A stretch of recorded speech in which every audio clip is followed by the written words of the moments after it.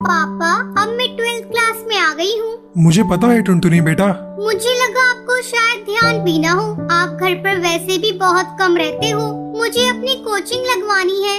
इतनी सी बात? अरे कड़कनाथ मेरे दोस्त हैं, शहर के सबसे रईस आदमी हैं। उनके अंडर में टूनी कोचिंग सेंटर चलता है, मैं वही बात करके आता हूँ। टुनटुनी के पापा टूनी कोचिंग सेंटर जाते हैं। रात के 10 बज जाते हैं, लेकिन टुनटुनी के पापा घर नहीं लौटते। पापा कहाँ रह गए? काफी देर हो गई, वो फोन भी नहीं उठा रहे हैं। टुनटुनी और उसकी मम्मी टूनी कोचिंग सेंटर पहुंचते हैं। वो देखते हैं कि क्लासरूम में टुनटुनी के पापा की लाश पंखे से लटकी हुई है। टुनटुनी चिल्ला पड़ती है,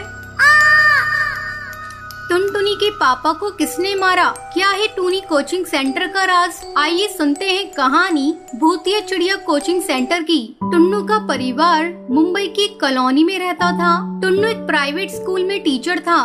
टुन्नू जी, जब आप काम से वापस लौट कर आएंगे तो मेरे लिए आइसक्रीम लेते आइएगा। टुन्नू काम से लौट कर आता है तो उसका चेहरा उतरा हुआ था। क्या हुआ? उदास क्यों हो? स्कूल बंद हो रहा है, मेरी नौकरी चली गई। आप एक कोचिंग सेंटर खोल लो। आपको साइंस पढ़ानी आती है और कोचिंग सेंटर में अच्छी कमाई भी है। मेरी कोचिंग वाली सहेली को देख लो, महीने में लाखों की इनकम है।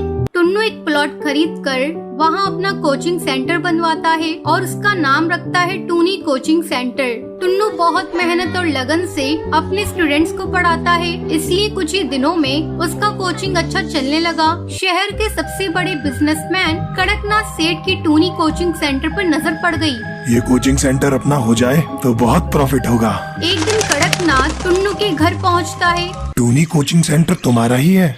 हाँ जी बताइए। मैं कड़कनाथ हूँ, मेरा नाम तो सुना ही होगा। मैं चाहता हूँ तुम अपना कोचिंग सेंटर मुझे बेच दो। मैं इसमें फिजिक्स और केमिस्ट्री के टीचर भी रख दूंगा। मैथ्स तुम ही पढ़ाओगे, बस कोचिंग सेंटर मेरे अंडर में चलेगा। नहीं, मैं अपना कोचिंग सेंटर नहीं बेचूंगा। पूरे शहर में मुझे कोई ना नहीं कह सकता।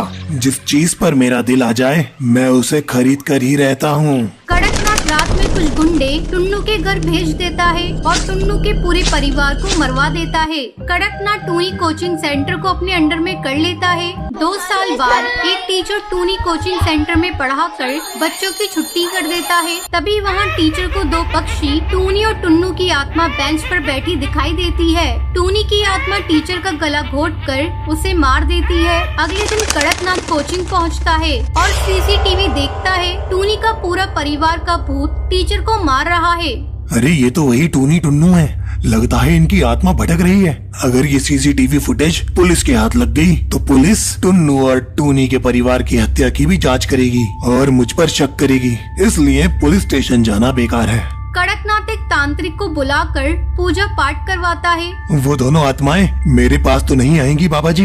नहीं, तुम निश्चित होकर सो जाओ। कड़कनाथ रात में बिस्तर पर सो रहा था। अचानक उसकी आंख खुलती है तो एक कड़कनाथ जालिम, तुझे जरा भी शर्म नहीं आई? लालच की वजह से तूने हमारे परिवार को बर्बाद कर दिया। मैं तुझे कभी छोड़ूंगी नहीं, तुझसे बदला लेकर रहूंगी। मुझसे गलती हो गई, मुझे माफ कर दो। हमारा हंसता खेलता परिवार तूने अपने लालच के चक्कर में बर्बाद कर दिया।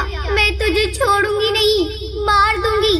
कड़कनाथ अपने कमरे से बाहर भागता है और अपनी कार स्टार्ट करता है। वो कार से तांत्रिक के घर की ओर भागता है। टूनी और उसके पति टुन्नू की आत्मा उसकी कार में आ जाती है। अब तू हमसे बचकर कहीं नहीं भाग पाएगा। कड़कनाथ, तेरा समय आ गया है। कड़कनाथ डर के मारे कार नहीं संभाल पाता और उसकी कार खाई में गिर जाती है। कड़कनाथ मर जाता है। आज भी टूनी कोचिंग सेंटर में टूनी और टुन्नू की आत्मा भटकती है और पक्षी वहां जाने से डर